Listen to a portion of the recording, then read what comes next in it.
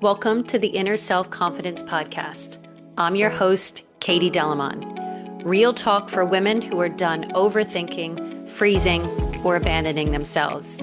If you are ready to feel calm in your body, trust yourself, and speak up without forcing it, you're in the right place. Because confidence isn't something you perform, it's something you build from the inside out. Let's go.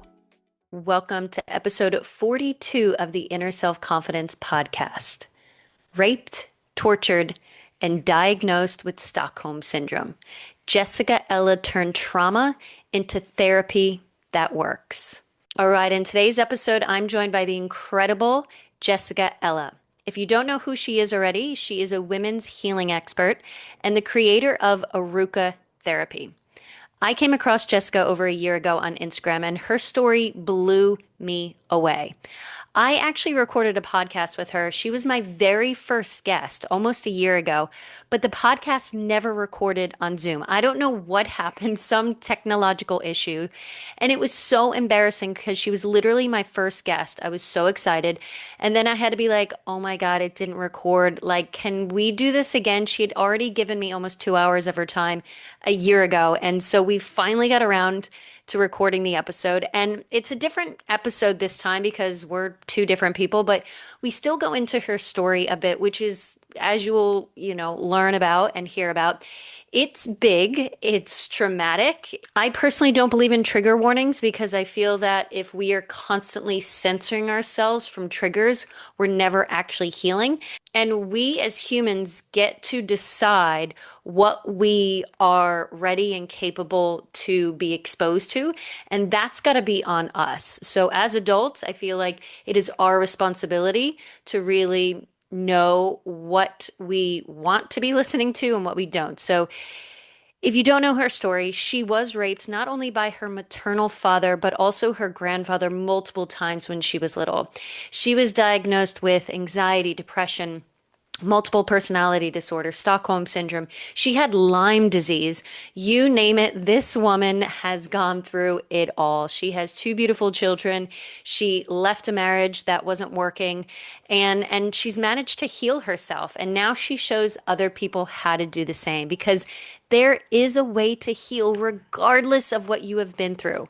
And so this episode isn't going into super grave detail about her own experience. It's more about how she healed and how she's helping others to heal now. Let's get right in. Welcome to the podcast, Jessica. Thank you so much for coming on for the second time because the first time never recorded. That was pretty funny, but I'm so excited to be here. We've just had like a 40-minute chat prior to chatting. It's I know. Gonna be good. Chat forever. Okay, so I'm going to jump right into it, get into it. Thank you so much for being here and having the courage to tell your story. And, that's a big part of it. So for those of you who don't know you yet, who are you? What do you do? And can you tell us a little bit about your story? Yes. Well, in a nutshell, I guess, because there's a lot. There's a lot there. It's a lot. Yeah. Basically, I often say to people, if there's a type of trauma or a category of trauma, I've experienced it. Yeah. And I'm Jessica Ella. I am like first and foremost a mum to two boys, and I live on the Mornington Peninsula in Victoria. And I'm definitely like a beach, nature, camping kind of gal, blended with this person who has this global vision and mission. And that vision and mission is to create a type of therapy, or was to create a type of therapy that heals all levels of trauma. I guess that comes from my personal background and my history of extreme trauma, extreme complex trauma, being diagnosed with multiple personality disorder or DID, PTSD, complex trauma, all of the things, anxiety, depression, wanting a therapy and needing a therapy myself throughout my life that was actually going to work, and finding that everything helped a little bit, but nothing was the entire solution. And just being like, if you believe in like astrology, my chart and my human design and everything is literally meant to disrupt and to create new systems. So with that version of myself, it was like, how do I take all of this pain and suffering and trauma, and how do I move the world away from it's just something you live with to, hey, there's actually a solution over here. Because my brain just couldn't get that what happens to you in childhood, in your teen years, that just changes the trajectory of your life and it can affect you for the rest of your life. I was like, that's got to be a design flaw. Like, how can we just not, like, how can we, not be able to move forward? Like, how is there not a way? And everyone promised the miracle solution. It was like hypnotherapy will change your life and breath work and tapping and all these things. And they were all helpful, but they weren't exactly it. And so basically the trauma, I guess, for anyone that is new, is that, as I said, every single type of trauma. So I was basically, the biggest trauma was I was molested by my dad, my biological father, from first memory of being 3. Who knows if it happened earlier to that, but first memory around 3 years old. Up until I was around 12 years old, stopped for a little while. And then when I was late teenager, he also raped me. And I was also raped by his father, my grandfather, when I was 7. So obviously a bit of generational trauma there. And that's kind of, yeah, you can only imagine. My grandfather was Holocaust survivor as a child, came to Australia, like so much trauma. But alongside this like constant molestation by my father, there was criticism. There was a lot of like up and down confusion about what love is, about who I am, who I have to be for him. And a lot, yeah, just a lot of like criticism that developed in me, this just lowest of low self-worth. Like I only existed in order to please other people, especially him. And I developed a form of like Stockholm Syndrome as well, where when him and my mum broke up when I was 7, I kind of decided that I was like his wife now and I had to be his wife and I had to like look after him. And there was always this love-hate. There was this part of me that hated him and hated what he was doing and knew that it was wrong. And this version of me that just like loved and adored him, and they were constantly fighting, which developed into multiple personalities in order to be able to cope with it.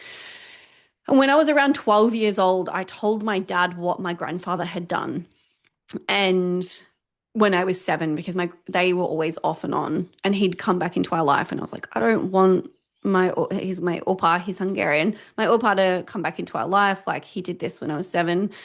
And instead of protecting me, my dad and my opa got together and tortured me very sadistically in what was the worst memory of my life. And that really fragmented my personality. That really caused so many issues throughout my life of like, health anxiety, fear of death, disgust in myself. There was some things that happened in the room that were just so beyond what I think any human can cope with. And so that level of trauma just kind of drove me to like, well, how do you fix that? Because most humans are like, you can't. That's inhumane. That's like beyond what we could comprehend. And so, yeah, my brain was always just like, how do we fix it? How do we fix it? How do we get there? And then alongside that, it was like, I was a strange kid. I was being constantly criticized. I was sometimes being physically hit. I'm deaf in my left ear because my dad hit me so hard in the head. I was being told that if I told anybody, I'd be killed, and he'd show me exactly where he'd bury me in the backyard. So I was like, constantly being threatened with death from 5 years old, like holding a pillow over my face in the night while I'm asleep, and I'm waking up to him trying to suffocate me, reminding me what will happen if I tell anybody. And so it was like constantly afraid of dying, constantly being criticized, constantly being picked apart, put down, sexually abused, physically harmed. And then I would go to school and I was the weird kid. I was like awkward and I didn't know how to communicate with people, and I like had little like twitchy eyes, and I was like I was just an odd child because I was so traumatized. So I struggled and I didn't have any friends, and I got really bullied for being weird, and I was alone most of the time. And so I was just going from like being alone at school, being bullied at school, to like going to my dad's and being abused there. And there was like the safe place, I guess, was my mum. And my mum is a very like kind, loving, compassionate, gentle, but also a little bit dissociated person. And so she wasn't really aware of what was happening. And she knew that I wasn't okay. She'd sent me to a child psychologist and she was always trying to help me, but there was no fucking way I was ever going to tell her what was happening. So she was a bit dissociated. I had a really negative relationship with my stepdad at the time. He was like a really angry man. So her house didn't really feel safe either. I felt quite Hmm. invisible there, unsafe there. So I was just like alone everywhere I went, which actually turned out to be the greatest blessing because I just learned how to cope myself, how to figure things out myself, how to like, how to self-protect. And it served me for a really long time because the way that I would respond would be to forget, Hmm. split it into different personalities or just forget it, push it down, repress it, forget it. And it served me really well up until a certain point. But it created this version of me that was strong, which is crazy because at the same time I was weak and dysregulated and wanted to die and thought about dying all the time and was stuck in fight or flight and had all these health issues, but I was also mentally strong. And so that kind of like pulled me through this like one more day. Just got to get through one more day was the sort of mentality. And then once I found healing and I started like finding therapies, it was like one more therapy, one Mm. more, I want to try one more therapy, one more therapy, one more book, one more documentary, one more course, one more certification. And I was unconsciously accumulating all this knowledge and all of this wisdom and all of these tools. And then one day it just landed and it was like, oh, this is how we heal. Yeah. So can you talk about when was sort of the time, I know it's probably multiple times in your life, when you were first exposed to healing or a healing modality, and when was the big shift, and when did all these memories come back, and when did you actually start talking about it? Because that would have been a big breakthrough, actually saying it out Yeah. loud, Yeah. It not was just remembering. It was a breakthrough and a breakdown. Yes. I think I And wasn't a prepared breakup. I wasn't prepared for it at all. Yeah. So I got into healing ironically my ex-husband, my now ex-husband, he was my boyfriend at the time. I'd been dating him for about 3 months. I was 20, 21, 20, 21. And he he said to me like you're too needy. You're too needy. If you're going to be so needy, I'm going to break up with you. 15, 12 years later, I realized I wasn't needy. He just couldn't give me what I needed and we were just misaligned.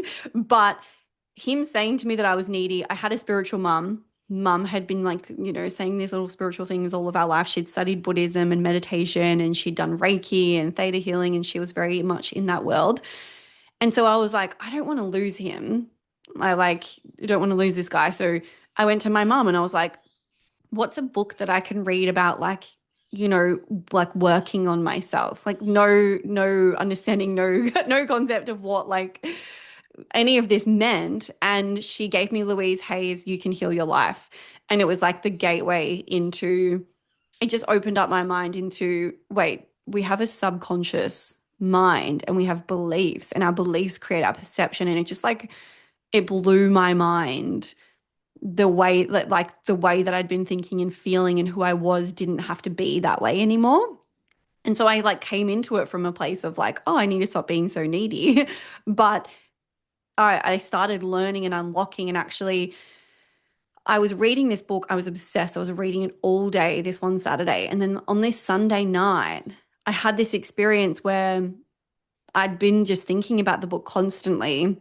And it was like it was in the evening around like sort of sunset time and I had this like panic wave come over my whole body and I had what I would have explained as like my first panic attack, but it felt like I was trapped in the past. So it was like a flashback, but like a literal transported back to the past flashback.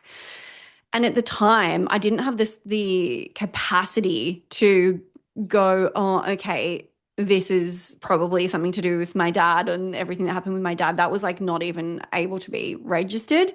And so I said to my mom, like, I hate you. And I blamed my mom for the way that I felt. I was like, I hate you and I hated being at your house and I hate my stepdad and you were awful, blah, blah. And I went for like the smallest trauma first and I placed this panic and this feeling that I was having on being there. And she obviously was like shocked and loves me and was like, didn't want to lose me. And I think that was actually now in hindsight a big trauma for her because she has told me like she's so afraid of losing that relationship. And so she sent me to a healer. And I didn't believe in it at all. Like she used to say to me, you can't change a person, you can only change how you react to a person. And she would say all these like concepts, and I'd be like, oh, mom, like they're spiritual stuff. But I went to the healer because she was paying, and I just thought, why not? I'll just give it a try. I was so skeptical, so judgmental of this lady.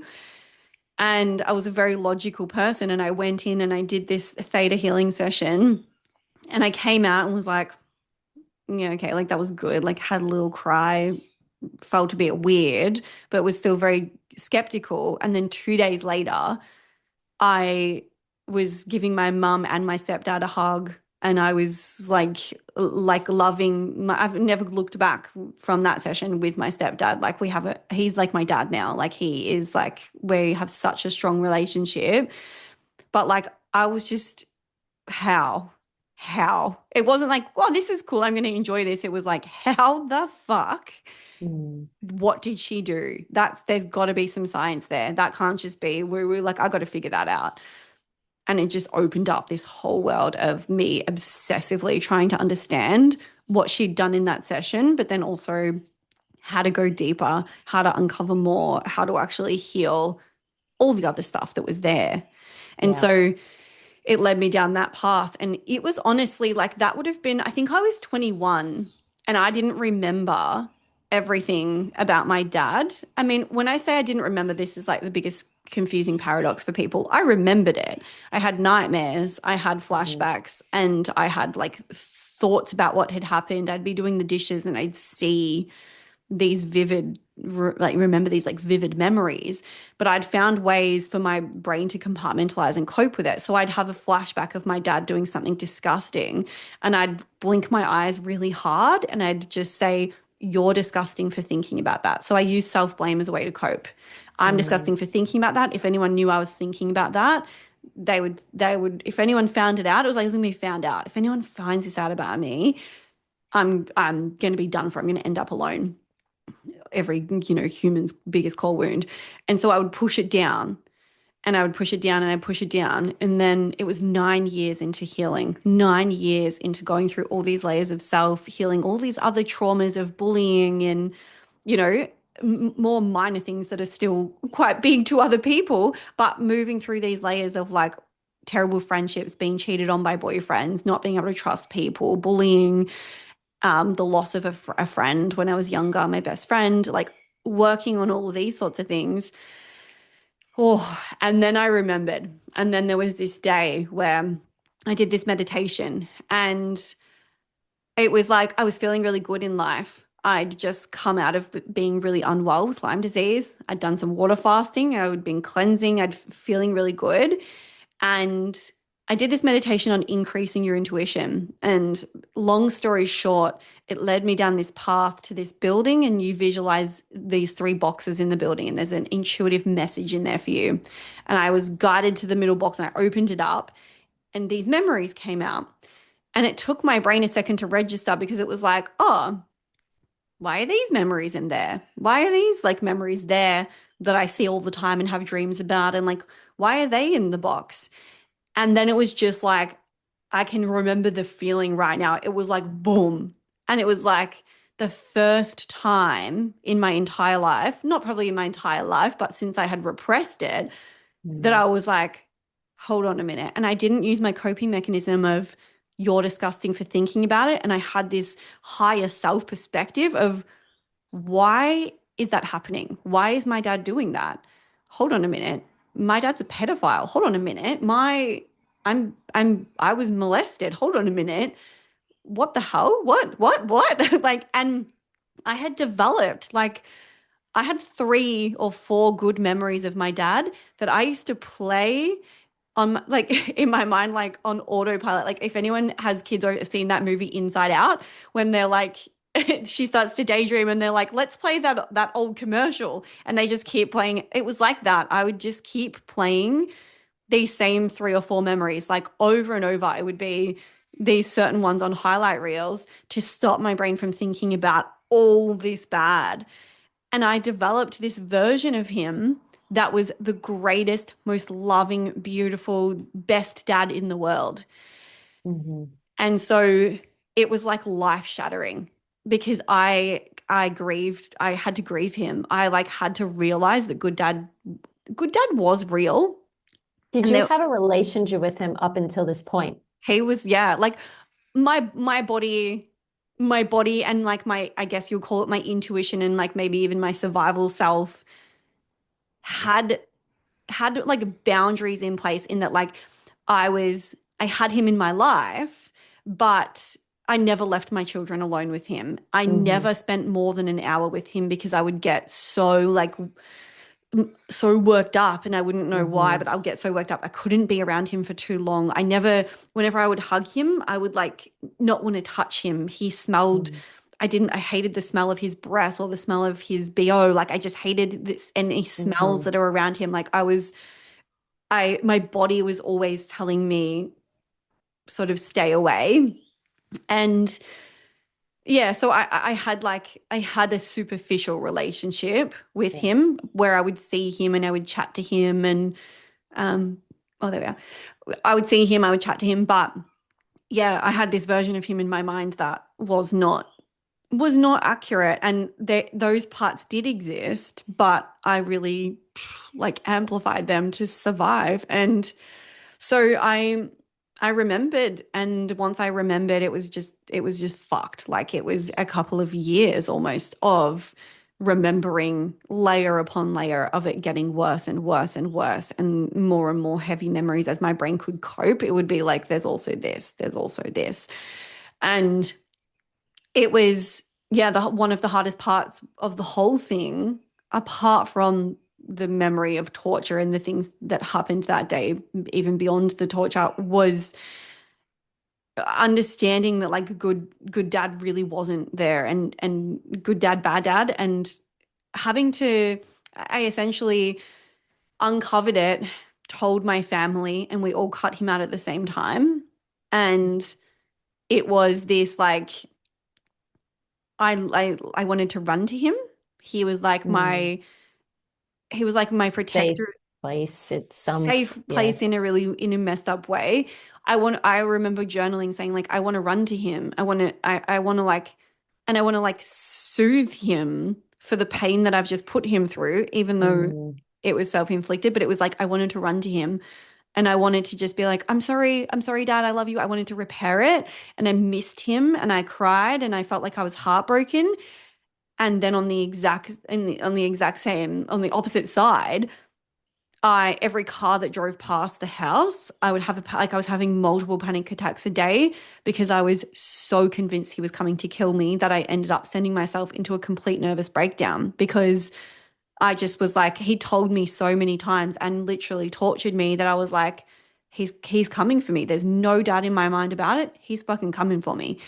And who knows why I decided to share it publicly on social media because that was like another whole step. That's what really sent me into originally, like what really sent me into this, like, I would almost call it a psychosis because I would be in the shower and I could hear his voice coming through the front door. And I would be like, oh my God. Mm. And I'd grab my towel and I'd run.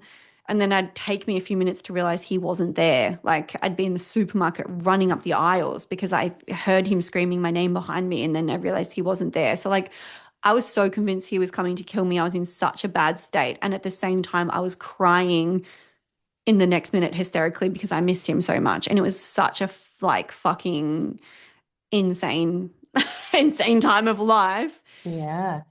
And it obviously, yeah, it took a lot of layers. And then I would remember another memory and it would then there's something else to process. And it just like it was such a nightmare. But there was just something inside me that was like, I need to share this and I don't know why. And it doesn't feel safe to in any way, shape, or form share it, but I need to share it. And I shared it and I got a lot of support at that time. That was six years ago.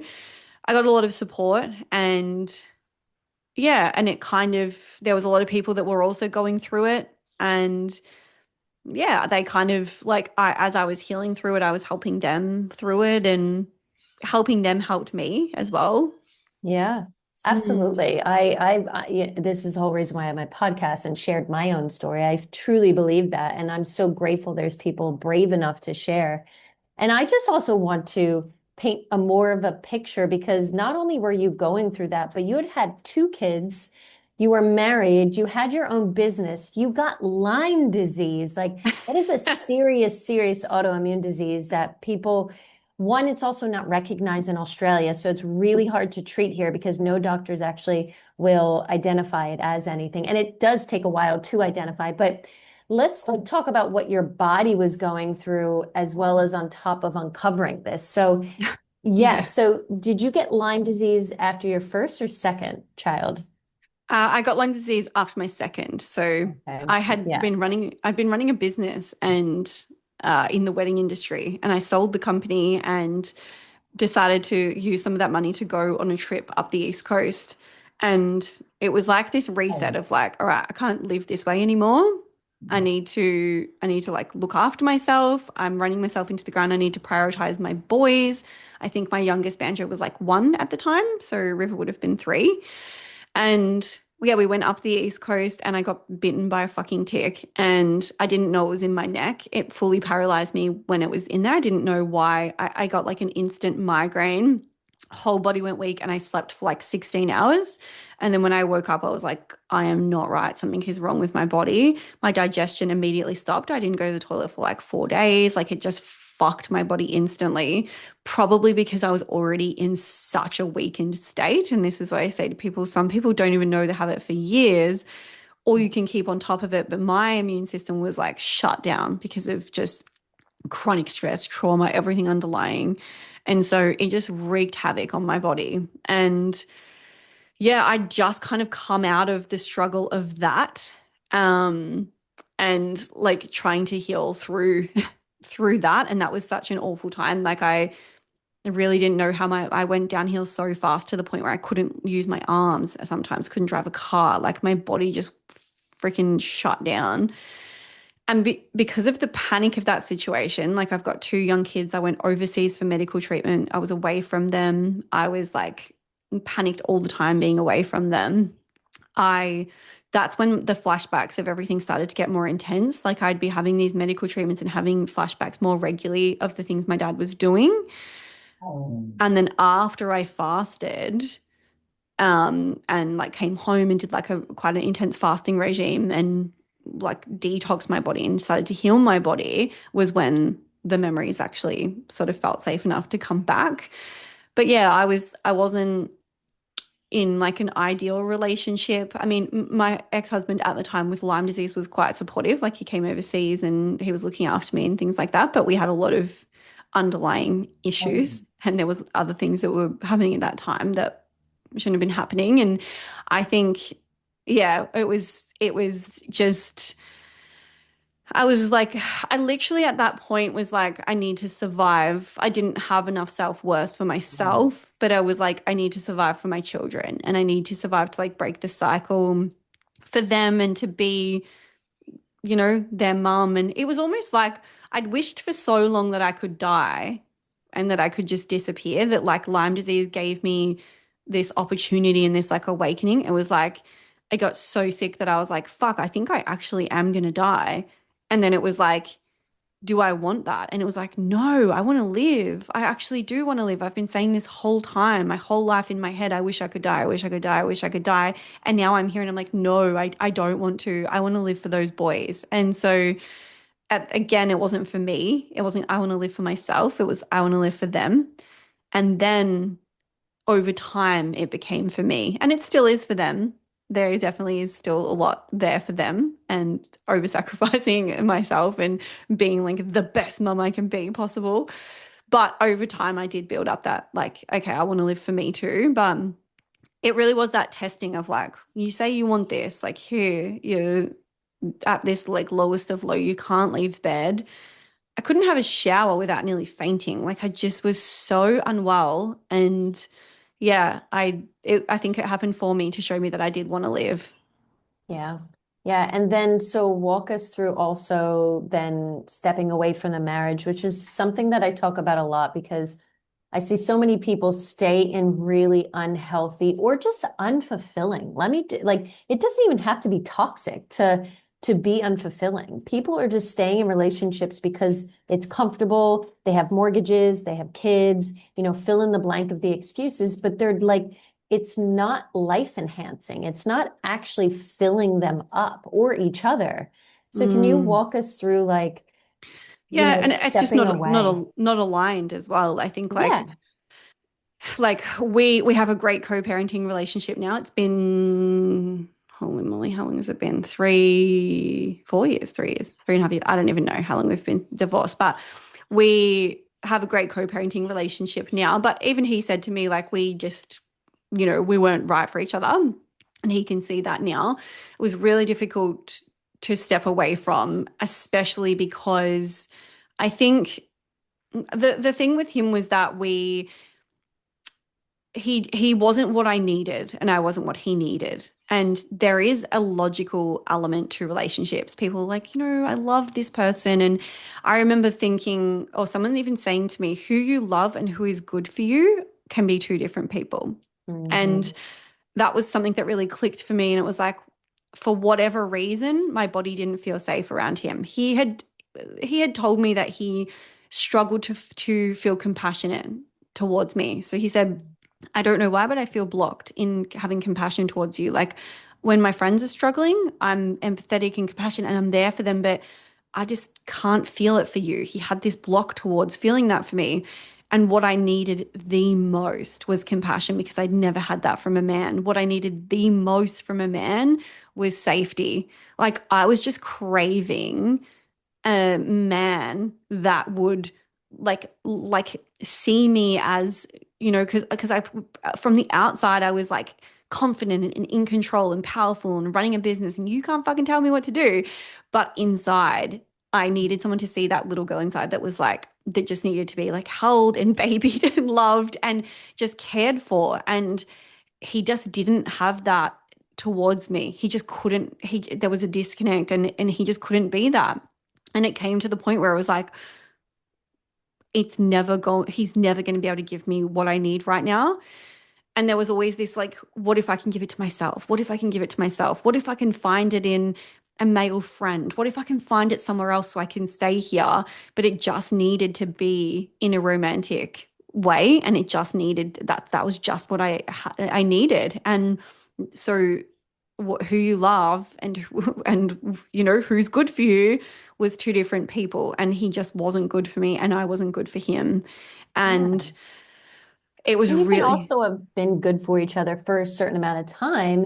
And then you can also grow apart. Like exactly you don't always, you could have been right for each other at that time when you first got together, but that doesn't mean forever. And so many people no get stuck on that and they think that it's so hard to, and it might be in the process, but like you share this all the time. Like you are so much happier now, co-parenting and then you would be parenting together. So like, yeah, mm. I just want to shine a light on that, on again, breaking that stereotype of like, oh my God, divorce is so bad for children. It's like, is it? Yes, when I had to work on that and I had to like think, do they want a mum that's like half alive or do they want a mum that's like all the way fully alive that's showing them? And if they were in the thing I always ask myself is if they are in that situation, would I want them to leave? Absolutely, I would. Yeah. But if I don't model that, how can I expect them to ever do it? So it was like, I'm going to be the example of somebody who puts their needs first, even when it feels selfish, even when it feels like, oh, you might be harming someone else. But I fully trusted that me being the best version of myself would positively impact them. And Yeah. my ex-husband says the same thing now. Like he says, like it was only meant to be what it was meant to be, and it was only supposed to. It doesn't mean it failed. He said to me the other day, it doesn't mean it failed just because we're not together. We have No. two kids. It was a success. We were together for 12 years. But like even just that small example of how I got into the healing world, if he hadn't have said to me, stop being so needy, because he just wanted to like party and go fishing with his friends all the time and just wanted a girlfriend who was there when he wanted her there. If he hadn't have said that though, and we hadn't Yeah. have been so misaligned in that way, I wouldn't have picked up the book.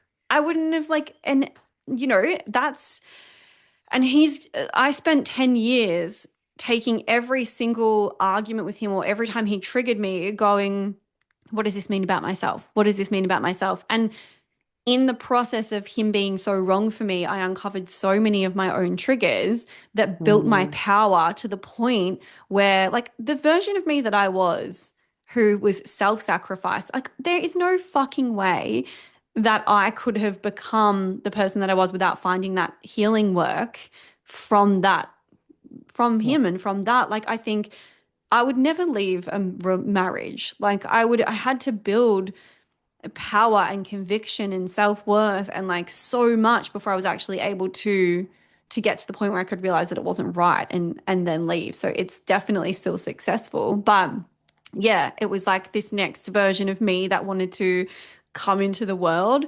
had some healing to do, and it was relational healing. It wasn't self-healing anymore. I'd done all my triggers, I'd done all my things. It was Mm. relational, and I couldn't heal it with somebody who wasn't able to meet the relational healing needs that I had from my relational wounds. Yeah, absolutely.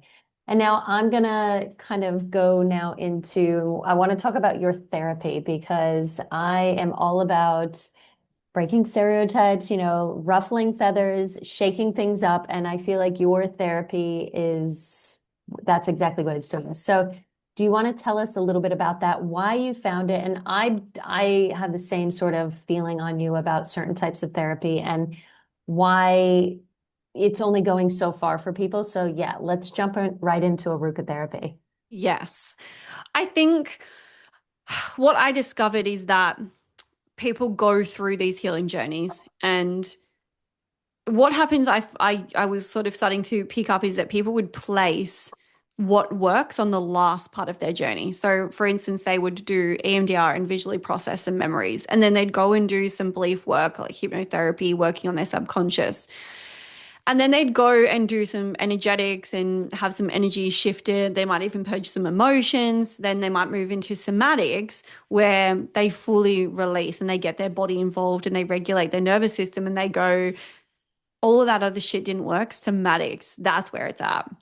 Because it was the last piece of their puzzle where everything came together, they forget, they don't realize that they had to actually do all of those bits to get to that final point. So they discredit the other things as not working, but actually everything's working. Everything works in some way, shape, or form. Otherwise, it couldn't be a therapy. Like, all the therapies that are out there are a piece of the puzzle, but none of them are the puzzle. Like, none of them are the whole solution. And Mm. so once I started to realize this, it was like, why can one person say that somatics is everything, and nervous system regulation is everything, and it changed their life, and another person be like, didn't really do much for me, but hypnotherapy, that's where it's at. Belief work, that's where it's at. I'm like, why is this happening? And that was when I started to realize that it's a combination, and that there are these like key four pillars that we need to tick off in some way around each of our traumas, around our limiting beliefs, around, our identity. They have to be integrated across these four different pillars for us to actually have the transformation. And it's not the one thing, it's the integration of all of those things, which is like, people have been saying mind, body, soul for years, but no one really fully understood that. No one really fully was doing that, especially not when it came to trauma. And so what I discovered was that they're all different, but they're all one and the same. In what I mean when I say that is that a memory is, it's implicit and explicit. Implicit in that it's stored within the body and the nervous system and the cells. The cells are made up of energy, but it's also stored visually, and you can, you have a visual memory, which can sometimes be linked to your senses, auditory. And that visual memory, though, is also stored in your mind. So you've got to be working with the subconscious mind, but also understanding that the picture that makes up the memory is energetic. So not only are we wanting to visually process that memory in the mind, we also have to understand that that visual process of recalling it is also an energetic process. And so we need to be able to shift the energy that makes up the memory. We need to be able to shift the energy that makes up the subconscious beliefs that were created as part of the memory. Because again, people will like belief work, identity, identity. Beliefs just keep coming back. Why? Because the memory where the belief was created is still open, like an open wound. And so we still have evidence that that belief is true because the memory is not closed off and processed. So it was like, all right, we've got to process the memory, but we've also got to shift the subconscious belief, but we've also got to get the body and words and movement involved, because otherwise the body doesn't know that it's past, only the brain does. And the body has its own intelligence that is quite separate from the brain. They're connecting at the brainstem, but it can also be a really individual, isolated process. And so once we get the body involved in the memory, and then all of a sudden we're doing like a neuro subconscious somatics instead of just a visual, memory processing. Once we're bringing all of that together and we're witnessing that, and we know, and I know how to tap into the quantum field, and I know how to see and witness and move energy, I'm able to move the energy and help them and assist them and witness them removing the belief. And it's done because I've witnessed it, because that's how quantum energy works. I've witnessed it. I'm seeing it leave them. I'm seeing the words go. I'm seeing the memory complete. I'm moving them, but I'm not just, if I was just an energy worker, I've seen it, it's left you. It hasn't fucking left you if I've just witnessed it. I got to witness it, but also know exactly what I'm doing in the brain. So I actually also have to know, what is the brain like? What does the brain need to bring its defenses down to create safety? What does the brain need to actually complete this process? And what does the body need? And how do we get them to speak and link together so that they both know what's happening? That's Aaruka. It's energetics, it's subconscious, it's somatics, and it's processing of memories. And then there's so many other tools and techniques in there around forgiveness and releasing energetic connections and cutting cords with people and self-forgiveness and healing conversations. And like, there's so many tools that we can use, but all of those tools incorporate this understanding that it needs to be done deeply in the subconscious, behind conscious awareness, in the programming, in the back, but also the body needs to be involved and energetics needs to be involved as part of that entire process. And that's why people come and go, what the fuck did you just do? Because Yeah. it's understanding it's so much more, it's complex, but my biggest mission in life is to take things that are so complex and make them simple. And so it took me 15 fucking years to uncover how this is all working, how it all links, and then a method on top of that. Like, how do you do that in a session that doesn't feel like, oh, we're going here, we're going, oh wait, we've got to do this, we've got to do that. How does that become a method that is seamless? That was the real work, getting it and then applying it to clients and applying it to myself and then testing it and then teaching it. And then now I just get to watch my students message me saying, I did my first practice session today. And they were like, what the fuck? And I'm like, yes. Because So good. I think therapy that works, that's my Mm, like if someone's paying money to go somewhere to fix something, it's unethical, in my opinion, that we don't have the tools to fix it. Like, people saying, come to me for an energetics can heal trauma, banging my head against the wall. Like, hypnotherapy will heal all your trauma. I'm banging my head against the wall, because it's just, we're promising people solutions and we don't have the full picture, and we think we have the full picture because someone sold us the full picture. And then you come along and you say, I actually have the full picture, and people are like, yeah, whatever. But you're but it's a hard industry to be in at the moment, to be honest. But I think educating people in that way, like that description I've just given you, they go, oh, like if you're a somatics practitioner who's only done somatics, you would probably go, yeah, fuck, I don't do any of that. yeah. I actually, there's a gap there. And so I've started like focusing on, like, I have a practitioner gap quiz where people can take a quiz and see how much they actually know. Do they actually have the tools to create lasting change? Because people think they're creating change. They have a client have a shift and then they go away. And then a month later, that person's just seeing another therapist. They're not actually shifting. And I have people that I worked with 6 years ago, 7 years ago, that still message me being like, I just love you. Life is just still amazing. Just still can't believe what we did, because it lasts. And for Mm, me, that's like, everything in the industry that is not creating lasting change is unethical. yeah. If we're advertising it as lasting change. If we're like, I'm going to do this session on you and it's going to regulate your nervous system and you're going to feel fucking mint for a week, perfect. I would be like, cool, I want to feel good for a week. I want to just like shift a layer of energy. But if you're saying this is going to change your entire life and this is going to change your subconscious and your identity and da da da and heal all your trauma, that is unethical.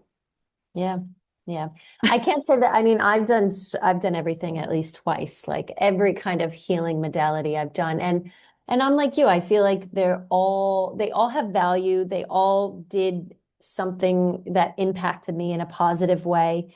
Um, but if I think about what has actually changed my life, and this is why I'm passionate about what I do, is actually having uncomfortable conversations. If I think Mm, about the one thing that has actually shifted my life, whether it was from any relationship to myself as well as other people, it is having uncomfortable conversations. And mm, it's like being able to be in your body, wanting to run away, but staying and still trying to express yourself in that messy middle. And but I think, if I didn't do a lot of the other modalities, I would have never had the courage to have those conversations. mm. And but yeah, I mean, it's it's a tough one because they like yeah, all of that has to be done. It's like, how the hell do you do that in one session or five sessions? So I love that you are putting this out there in the world because we definitely need it. Now, what is something that you had to unlearn about yourself in order to heal? And what did like rebuilding the trust in yourself and others look like? Oh, I think for me, like the biggest unlearning was and is, because I think it's still always a journey, is that worth is doesn't exist. Like worth, the way that we measure worth is based off our own subconscious beliefs and our own metric. Like someone can be like, oh, I'm not worthy of that because I'm a bad person. Someone could be like, I'm not worthy of that because no one cares about me. I'm not worthy of that because da da da. Our worth is a reflection of our own subconscious programming. There is no universal bar of like, these are the people who are worthy. And we have like, you know, there's like society, like being a good person and people who give back and da da da da. There's like these categories of like, oh, that's like what a good person is. But I think for me, it's just like this like worth doesn't exist in the way that we think it exists. Worth is just like basically all of our negative limiting beliefs pulling us back and replacing those with positive ones so that we can just exist and just be. And I think like it's this. I love like finding a way to live between this kind of like you are God and part of everything, and literally like every cell in your body has a universe inside of it, and like you're a fucking miracle, and also you're kind of nothing. You're like a tiny speck in that field, and like living between that place of like everything matters and nothing matters, Yeah. and just being, and that's like being present, I think. And Yeah. that's, I don't think anyone that says that they live like that all the time is a Buddhist monk. Anybody that says that they live like that all the time in modern society is lying, because that's a balancing act. That's a lifetime dedication to be in that presence and in that middle place between I'm God and I'm nothing, and between ego, and high self-worth and low self-worth, and between ego and soul. And it's a balancing act to be between that. And I think that's what I've had to really understand and come to terms with. And when I get too far into my human and too far into my like, this is hard and that's hard and business is hard and it's all happening, I need to lean a little bit more into like zooming out. Does it really matter? Mm, And when I'm too zoomed out and I'm like, whoa, like the mm, universe and da da da da, I have to like come back into my human a little bit. And I think that for me is like, it's something that I don't speak about that enough. I teach it in my certification and my students know it, but it's not something that I really speak about. But it's definitely something that I think that's the basis of like everybody's healing journeys. It's like yeah. the trauma mattered, but it didn't matter. Yeah. And all of these like these big things that are happening mattered, but they don't. And you are a human with an ego and a story, but you're also more than that. And it's just coming back to that balance constantly. Yeah, the dance, because I don't even like the word balance because there's no such thing, right? It's like it's always in flux. And I say the same thing, like everything matters and nothing matters. Everybody's special, nobody's special. Like it's that dichotomies of the light and the dark, the masculine and the feminine. And we were talking about before we jumped on of like, how do I live in the world but not of the world? And like, I want to be a hermit, but I feel like I have a big mission. So like, I need to be on social media to get it out there. Mm. It's a funny little dance that we dance all the time. And so for somebody who is listening, who has experienced trauma, whether that's big T, little t, because there is a difference, and but just in general, maybe they've never told anybody, or maybe it's something they have spoken about, but what would you say to them right now? I think it's hard, but like the only person that's going to be able to fix this is you. Like no one can help you until you say it out loud. And I think at the end of the day, it's just, I don't know, it breaks my heart. It's such a waste of life. It's such a waste of life to carry something around that was never yours to carry. I think Mm, like every single trauma has not a benefit, but like has a something that you can heal, that you can come out the other side and has like a pathway out of it. And so I think like when we're holding on to it and when we're like, just thinking that there's nothing that we can do with it and there's no way we can overcome it, we just stay stuck in it and buried in it and we lose our life. Whereas there is always a benefit in going into it and overcoming it, because it's like one first most simple is that you don't wake up feeling like you're heavy. You don't wake up feeling like you're trying to push something down. Your triggers are removed. You can move about life with more ease. Like there's always the good outweighs the bad so mm, much when you actually do it. And it's hard. And people go, it's just really hard. It's really confronting. It's really scary to go into it. Like, I don't know, how to say it, or it's just hard. And they're afraid. The biggest like fear is that you're going to open the box. Everyone says, I just don't want to open the box, because mhm, there's this perception, and rightly so, that you're going to open the box and it's just going to all come out and you're just going to go into a downward spiral. But the reality is, the longer you hold on to it, you're actually just being pulled down into that downward spiral anyway. And actually, what happens is you open the box and yeah, it's shit for a little while. You got to feel all your feelings, and hopefully, you've got somebody who can guide you into like how to do that properly, and not just distract, numb, push them back down. But actually, opening the box, I think of the box more as like everything that every time when you're not opening it, you're storing it, and so opening the box is the only way you're going to allow it to get out.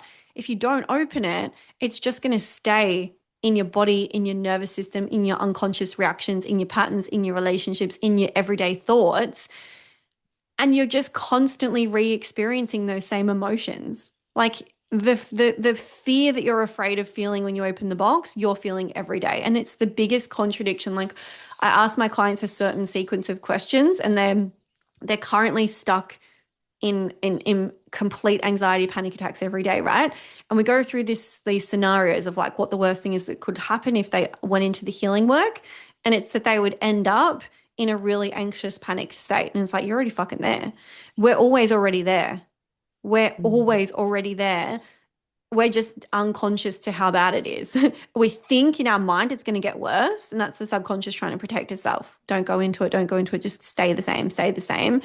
And so the subconscious will tell you it's going to get so much worse, but actually it's only probably going to get better, because you're opening it and you're letting it out and you're releasing it. And it's uncomfortable to release it, but once you release it, it's gone. And so, like, I think it's so hard to build that strength and resilience in someone. Some people have it, some people don't. Some people are like, it's going to be hard, but I'm just going for it. And some people are like, oh, a bit more sensitive, a bit more reserved. And like I said, it breaks my heart to see people wasting their life, because out the other side, one of my highest values is aliveness. Like good or mm, bad, I want to feel it all, because I want to be alive. I don't want to be yes. numb. I want to be alive. And I see people that are just like literal zombies, and it's just, oh, I just want to like open their mind and open their hearts and open their body and let it all out, so they can just like be in awe of their life and of the world and of the birds singing outside, and like actually be in life. And that's what you get to experience. And it's like anything. You go to this, you start at the gym and you're going to be sore for a few days.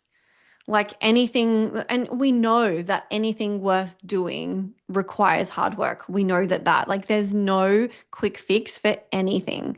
Everything has a contraindication or has a debt to be paid. Whether it's like you drinking wine to feel a little bit more relaxed at night, but your inflammation's getting higher, or your I don't know, like same thing, like pain, you're going to the gym, you're working out, you're going to be sore for a while. You're going to have to fit that into your schedule. You're going to have to, if you want to eat better, like you're going to social thing, like there's always a gain and a loss. But we have to start to realize that like we're losing life by not going into it. We're losing life by not allowing ourselves to release it. Yeah. You could have the pain of staying the same or the pain of change because there's going to be pain either way, but it's really your choice. And, do you find that, because I also find that, and even for myself, I think I had to go through this capacity building of being able Mm. to hold abundance and hold joy because we're so scared of it getting ripped away.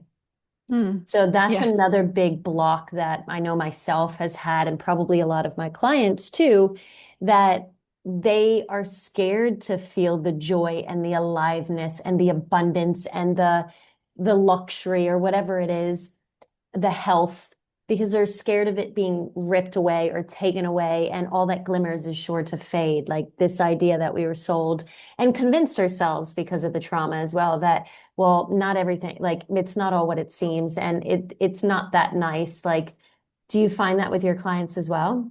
Absolutely. And I think it's the biggest yo-yo, and it's like one of the stickiest parts of healing, especially from complex trauma, because you start to create the stress, you start to create the Hmm. panic, you start to create reasons, problems, things to just feel normal because your nervous system's used to feeling that way because it feels familiar, and because when we're in fight or flight, we feel protected. And so it's like, I want to be happy, but I also want a little bit of protection there just in case something happens. I want to be ready.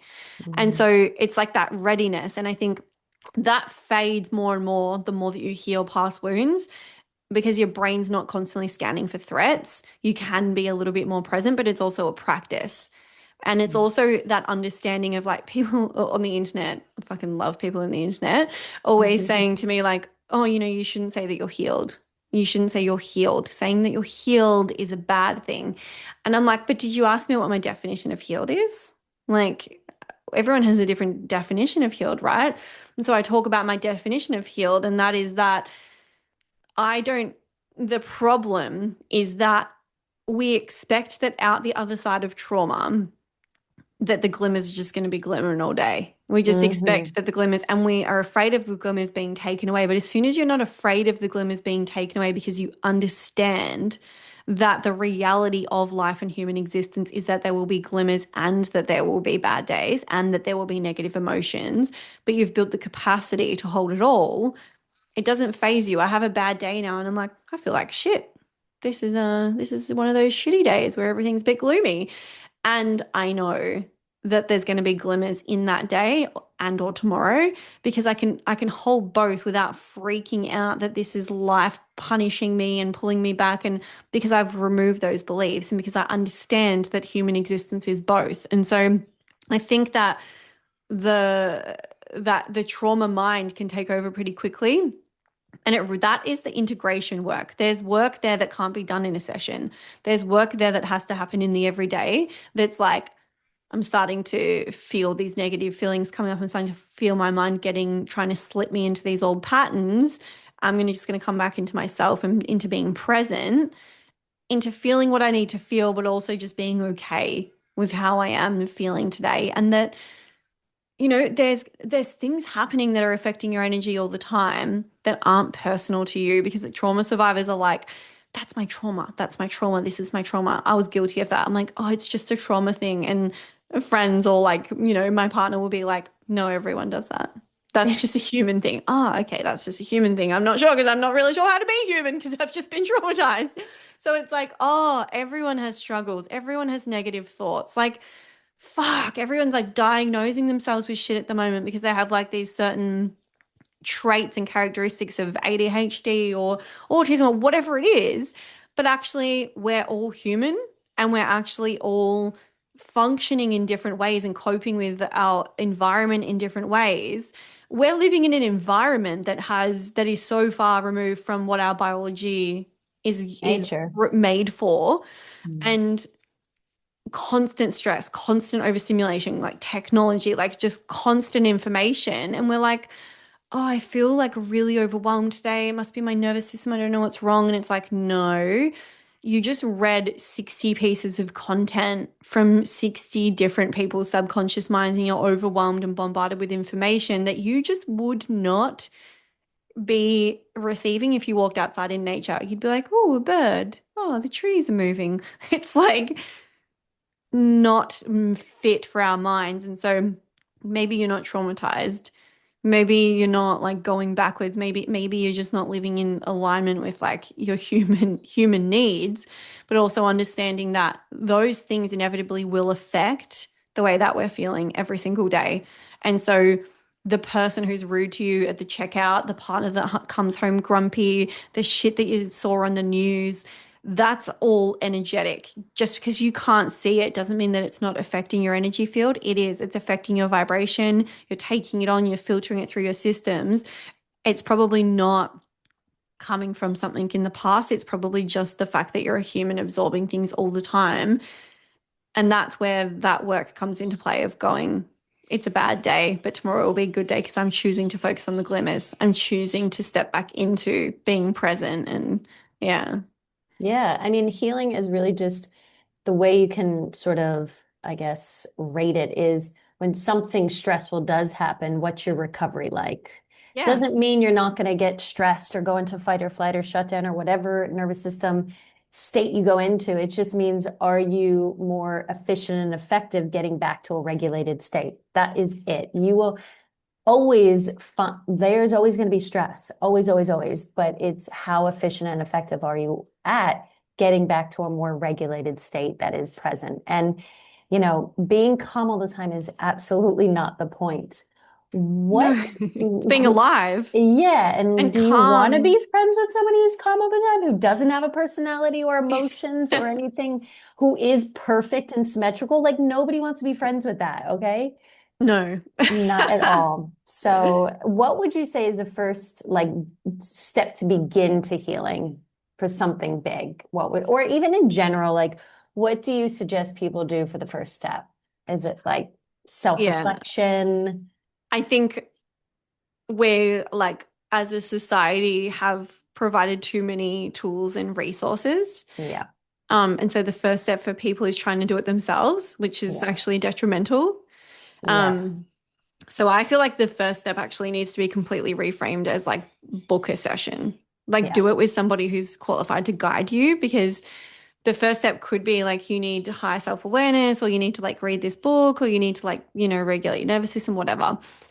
But I think the first step is actually like get help, yep. get good help, because Ask for help. yeah, and like and take accountability, and book, like, because like I said, I have people that listen to my podcast. They've listened to my podcast for years Mm, and they've never booked a session, and they're like, I know Aaruka therapy can be really powerful. I just haven't booked a session. I don't know why. I just like I get so much from your podcast. I know it would help me, but I just haven't booked it. And that's a lot of the healing industry has just actually really played into people's avoidance, and it's not mm, calling them into action. And I think that the most empowering thing that you can do for your life is to actually do a one-on-one, because there is nothing like going deep into yourself, mm, not a process that someone created for the masses. It's never going to give you the same effect as someone who is working with you and the way that your brain and body works. And like nothing will compare to it ever.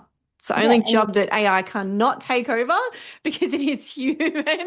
Not the only job, but it's human. Like you need mm, someone else there to guide you. And I and many of my friends and people who work in the industry have fallen into this trap of working with your own mind and mm, working thinking that you can do it yourself because you have all the wisdom and the tools. And even me, even somebody who is 15 years deep into knowing this and created my own modality, cannot guide through my own problems.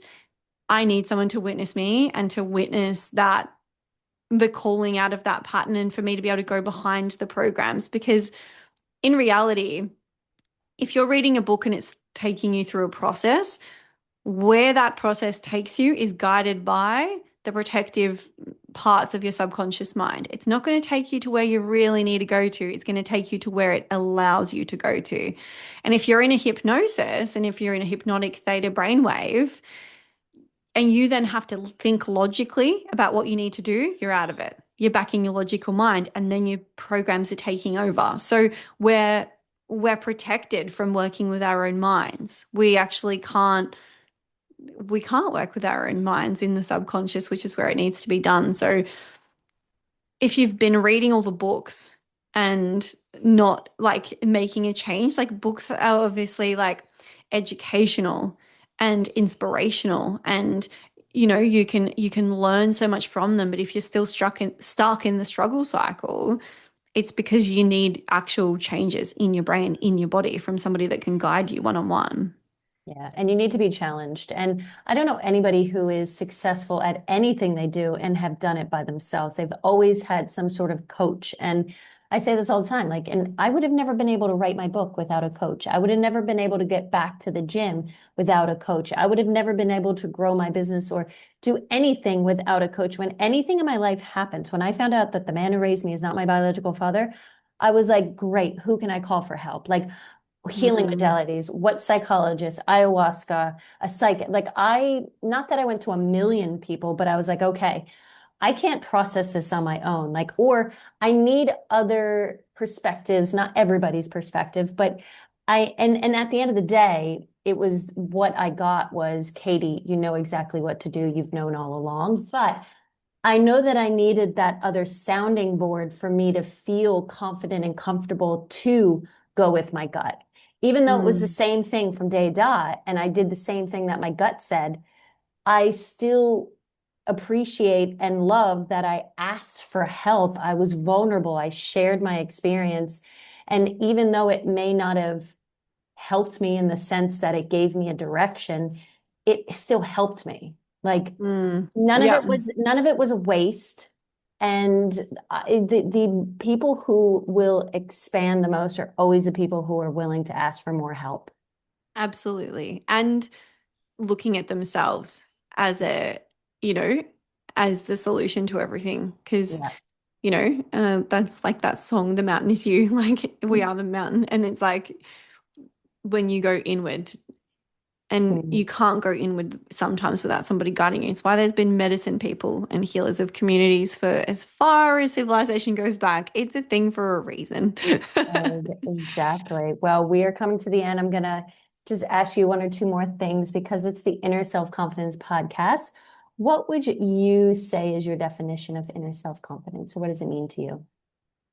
It kind of relates to what we just said. I think it's actually having this like inner knowing and trusting. Like it's self-trust for me. It's inner self-confidence isn't like how good you feel about yourself. It's how much you trust how you feel about yourself and how much you trust who you are, what you're doing, how you're showing up. Like it for me, it really does come back to this like self-trust and how much you're outsourcing and on the smaller things, like obviously when it comes to healing trauma, it's a different story and there is no self-trust, which is part of why you need someone to help you heal that. But yeah, for me, inner self-confidence is it's knowing not even who you are, but trusting that where you're wanting to go and where you're being guided, it's being able to follow your intuition with conviction without asking a million people's opinions on it. Yes, yes, absolutely. And or getting everybody's opinion, not that it's great to get a ton of opinions, but getting other people's opinions and not taking it to as gospel. It's like, okay, that's great that you feel that way and think that way, but I don't have to take that on as my own thought or identity. I think I spent a lot of time asking people, and then through the process of asking them, realize that I didn't want to do what they were saying, or we'd be like, no, that's not it. This is it. And then I'm like, oh, I've come up with my own answer, and eventually got to the point where it was like, all right, I don't need to ask everyone else. I just need to trust the first answers. Yeah, yeah, absolutely. And so for everything that you've been through, the abuse, the illness, the divorce, the rebuilding, what would you say to that little Jessica, the girl? What would you tell her, little Jess? Oh, I've spoken to her so many times. I'm sure it changes every day. Yeah, I've spoken to her so many times, all versions of her. And I think I know that I always felt, and she always felt that there was like something that she was meant to do that was big. Hmm. And I think I would just at this point in life and especially like, and all throughout, just let her know that that's not something to ignore. That actually Hmm. she is, that there is actually something big there that she's supposed to do with the world, get out to the world, help people, change people, and that the empathy that she feels is, even though it's going to feel like a curse, it's actually a blessing and it's a gift. And yeah, I think I would just like let her know that like those two things are like meant for something. And yeah, that feeling that she's feeling isn't coming from nowhere. It's like me in the future, like calling back to her. Yeah, oh, I love that. And so let's just tell everybody where they can find you, Aaruka Therapy, and yeah, if you've got anything going on at the moment. Yeah. Website jessicaella.com.au and Instagram is I am Jessica Ella, and everything is just sort of an extension from there. So I've got like little mini training programs at the moment for people who are like in the healing coaching therapy industry, who are like, you know, as I talked about, like that practitioner gap quiz, or they're wanting to understand a little bit more about what I said earlier, how it works, how to tie these things together. I have a mini 3-day training. It's literally $9.95, and it's just giving them a deeper understanding of like what this is, how it works, where their gaps are. There's some like guided meditation healing activations in there so they can sort of feel the shifts for themselves. Um, and that's honestly like the best place to start to just understand like, you know, I'm here for the people that want depth and the people that want the absolute best for their clients. So that would be, and obviously, like, there is a lot of content on my podcast and on my Instagram for people with trauma. There's like a lot of past content. I've spent years creating content for that. There's programs and things for them like Triggered to Thriving. There's a lot there. It's not the focus of my content now, but there's so much there to support those people because that was my whole journey. So there's literally so many tools and so many things there for people. But honestly, like I said, the best thing is to jump on the website and click on one-on-one and book with one of the therapists in the clinic. I don't practice one-on-one at the moment, but I have 4 people who, out of hundreds of students, they're my top 4, and they practice and they see all my clients. And that's like the best way to start. Amazing. Awesome. Well, thank you again for your time for the round two. It's been Yes. great to Thanks for chat. having me. Thanks for listening to the Inner Self Confidence Podcast. If you want to read my best-selling memoir, Trust the Flames, my wild ride from mindlessness to mindfulness, check out my book, Trust the Flames. I am currently getting into my little writing girl era, doing a lot of PR articles for Huffington Post, Mamma Mia, Daily Mail, and I'm currently also working on my second book. So if you are liking what I'm writing, please let me know. If you've read Trust the Flames, leave a review or send me some feedback. And if you want to know how to work together, maybe in a one-to-one component, or if you want to join my group coaching program, the Inner Self Confidence, let me know. Send me a message. You can jump on my website, www.katiedelmon.com. We can book in for a free strategy call. All of that is on the website. You can also buy my book from the website as well. You can click on the links and you can follow me on social media. It's all and always my name, Katie Delamon. See you next time.